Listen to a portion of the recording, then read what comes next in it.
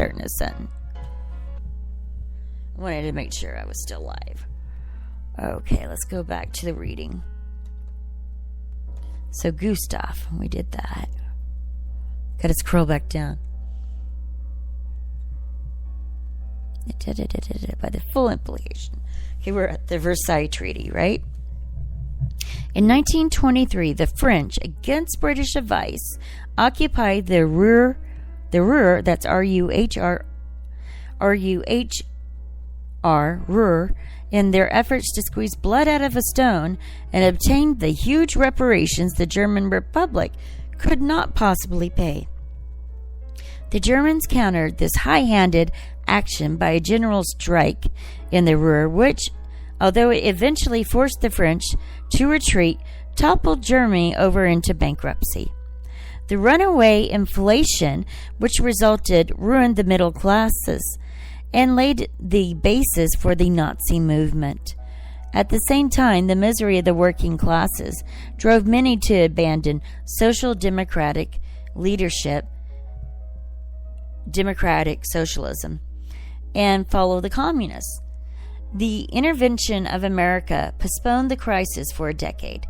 American loans and credits rescued the Weimar Republic and enabled Germany to pay a scaled-down annual indemnity, while also presenting an appearance of prosperity. There remained a hard core of unemployment amounting to about 2 million, but German industry was re-equipped and rationalized with the help of American loans. Germany's hope of meeting her obligations depending on expanding world trade and continuing American credits. The world economic crisis drastically reduced German exports, brought an end to American credits, and destroyed any possibility of Germany's being able to pay either reparation or interest on her loans. The Smith-Halley Tariff Act in the United States and the 1931 Ottawa Conference, which raised a tariff wall around the British Empire, completed the ruin of German democracy. Germany's export trade was reduced by half. One moment. Okay. And unemployment, let me finish that sentence again. Germany's export trade was reduced by half, and unemployment, bank failures, and bankruptcies produced such desperation on all sides that the extremists on the right and left were able to destroy the democratic parties which had strained so hard and under such tremendous hardships to make German people reject militarism and place their trust in a rational and peaceful world order. President Hoover endeavored to prevent the crisis in Germany and all of Europe by his moratorium on international debts. President Roosevelt, by torpedoing the London Economic Conference and devaluating the dollar, gave a further minor impetus to the economic warfare, which was the curtain raiser to the tragedy of World War II. In desperate economic distress, disarmed and denied equal rights with other nations, with half of its industrial population underemployed, and possessing no such imperial revenues as Britain, France, Holland, and Belgium to support its workless millions, Germany succumbed to Hitler, the false messiah who promised work and bread and a free, strong Germany in place of the impotent Weimar Republic, extinguished German democracy. The Nazis not only took advantage of economic distress, they played upon national resentment and fears.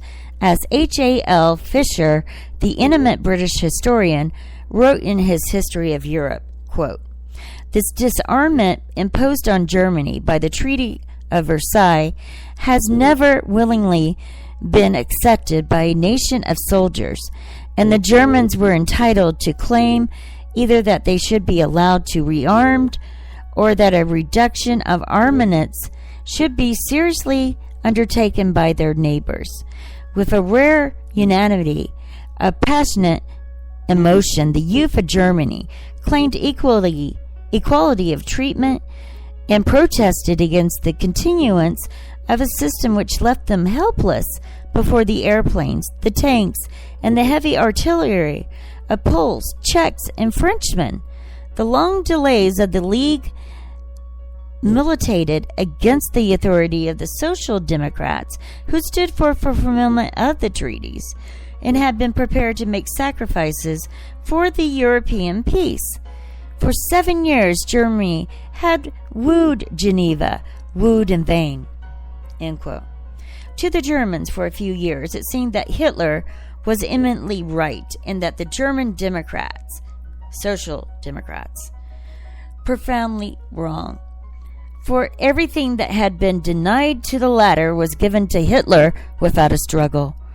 From 1933 to 1939, the truth of the maximum that might makes right and that justice is always denied to the weak was proved over and over again. The union with Austria denied to the German Democrats when it could have alleviated the economic crisis which was rendering their positions untenable, was permitted to Hitler. The right to self-defense, denied to the Weimar Republic, was not questioned till long after the Nazis had extended it to mean the right to attack others.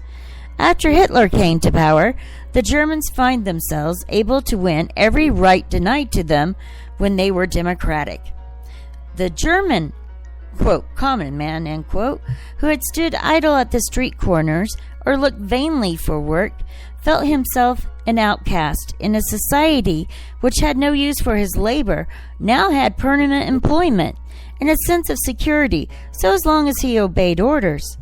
Whereas the world's markets had been shut to German exports under the Weimar Republic, Dr. Chpt opened the gates to German trade by his barter treaties concluded outside the international monetary system controlled by London and New York.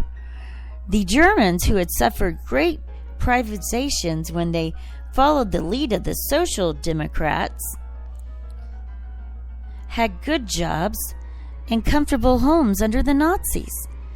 The price was the loss of freedom, but a starving man will sell his birthright for a mess of pottage. Hitler is dead, and the Nazis' bid for world empire has ended in overwhelming defeat and universal hatred of the German people who followed after their false stat and are still held responsible for their crimes. Equally disillusioned by the Nazis and by democracy, the German people today are adrift and hopeless. If democracy could inspire them with hope as strong as that once inspired by the false Nazi prophets, all Europe might be saved. But we, the victors, treat them as a pariah people, and by giving them little or no support to the German Democrats, demonstrate that the latter are as incapable today as 2 decades ago of winning for the Germans the right to work for their own support and be accorded an equal status with other German nations.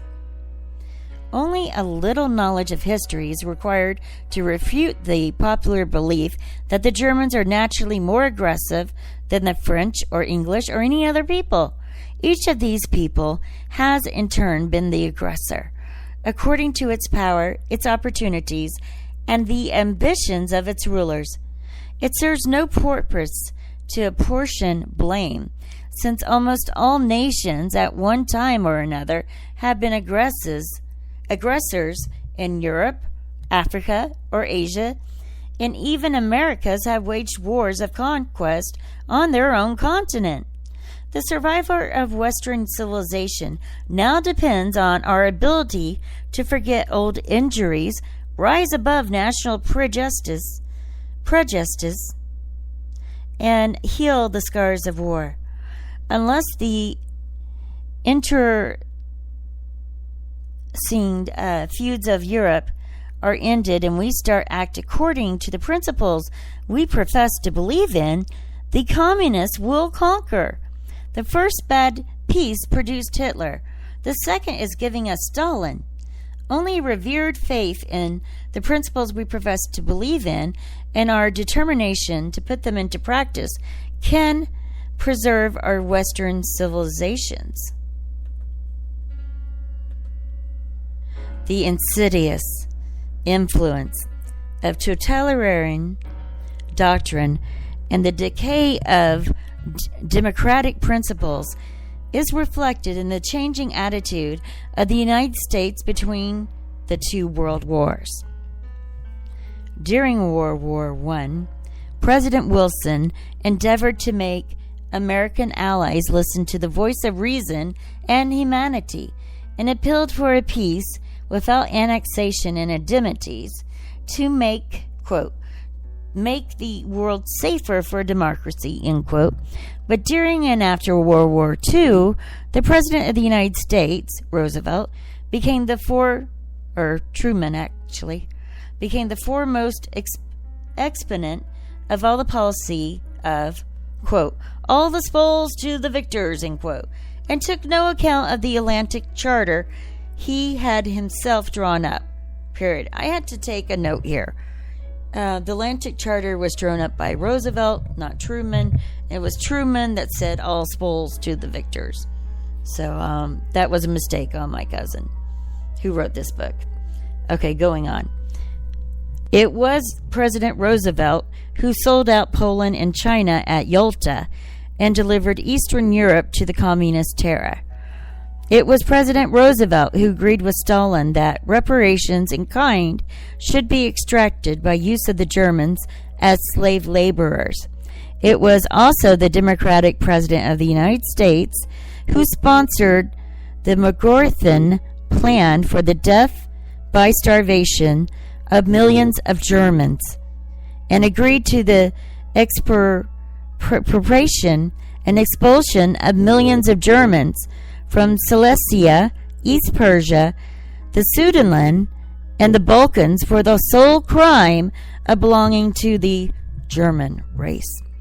It was Churchill, the Tory imperialist, not Roosevelt, the American Democrat, who stood up to Stalin at Yalta when the dictator of all the Russians proposed the massacre of thousands of German officers after victory. It was Churchill, not Roosevelt, of his liberal aides, who tried to save Europe from communist domination and terror by advocating a strategy which would have kept the Russians out of Eastern Europe and could have prevented the sacrifices of the war from resulting in nothing but the substitution of one totalitarian tyranny for another.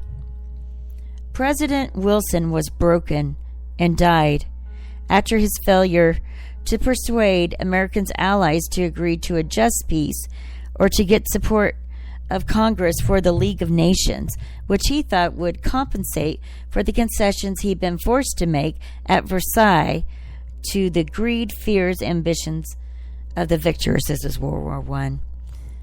And there's a note at the bottom of page 8 that I need to repeat. Let me get a drink. Okay. The note says, this is not intended as a defense of Winston Churchill, who was too short-sighted or too exhilarated by his own eloquence to realize the disastrous consequences of all-out aid to Stalin's Russia. As compared with Franklin D. Roosevelt, however, Churchill can claim to have been a statesman. And may I add that Churchill, his mother, was an American, so he was half American, but born in England. I just had to note that. So, and this was according to the account given by Elliot Roosevelt as he saw it. So, 1946, that's a book called As He Saw It, if you want to look for confirmation of that. If you think my cousin Freda-Utley made a mistake. All right, let's go on to page 9. She goes on to say, President Roosevelt died before the consequences of his